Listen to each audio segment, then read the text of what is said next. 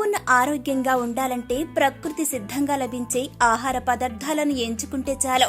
అటువంటి పండ్లలో నేరేడు ఒకటి.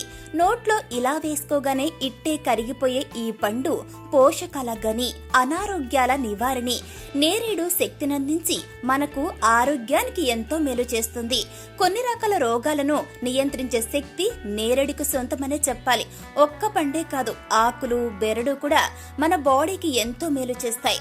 ఆరోగ్య ఫల ప్రదాయిని నేరేడు పండు తినడం వలన కలిగే లాభాల గురించి ఇప్పుడు మనం తెలుసుకుందాం. వర్షాకాలంలో ఎక్కువగా చౌకగా లభించే పండ్లల్లో నేరేడు పండు ఒకటి. దీన్నే జామునని కూడా అంటూ ఉంటారు. నల్లగా నెగనెగలాడుతూ కనిపించే ఇవి రుచిలో చాలా అద్భుతంగా ఉంటాయి. రుచిలోనే కాదు, పోషకాలు కూడా చాలా ఎక్కువగా ఉంటాయి. ఏటా కనీసం ఓ 2 నేరేడు పండ్లైనా తినాలని, దీనివల్ల కాలేయ శుద్ధి జరుగుతుందని మన పెద్దలు కూడా చెబుతుంటారు. అసలు నేరేడు పండ్లలో ప్రయోజనాల గురించి తెలిస్తే వాటిని తినకుండా ఉండలేరు. మరి నేరేడు పండ్లలో చాలా రకాలున్నాయని మీకు తెలుసా? మరి వాటి గురించి ఇప్పుడు తెలుసుకుందాం.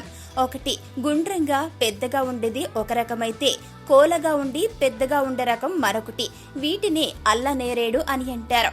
ఇక మూడో రకం వచ్చేసి గుండ్రంగా ఉండి చిన్నవిగా ఉంటాయి.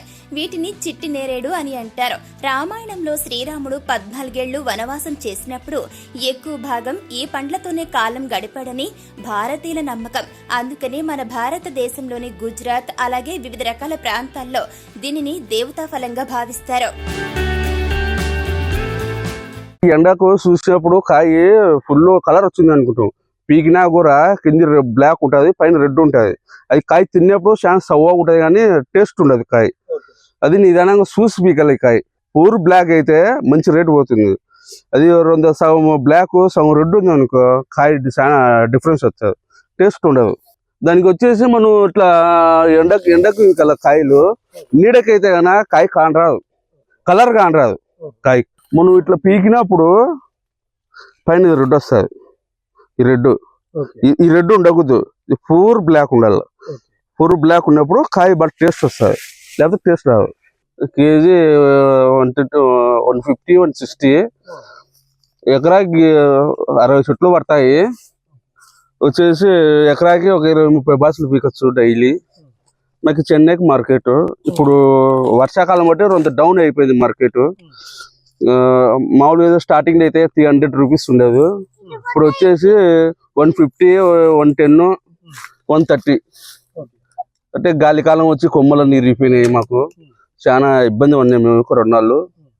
ఇప్పుడైతే ప్రస్తుతానికి అయితే ఇప్పుడు సేల్స్ లేవు ఇప్పుడు వరకైతే. ఇప్పుడైతే కాయేమో బాగుంది. మాకైతే మా పెట్టుబడి వచ్చేసి ఎకరాకి 30-40 వేలు ఖర్చు వచ్చేది. Rate down. చాలా తోటలు తీసుకున్నారు, చాలా ఇబ్బంది పడుతున్నారు. అంతా మార్కెట్ కూడా చాలా డౌన్.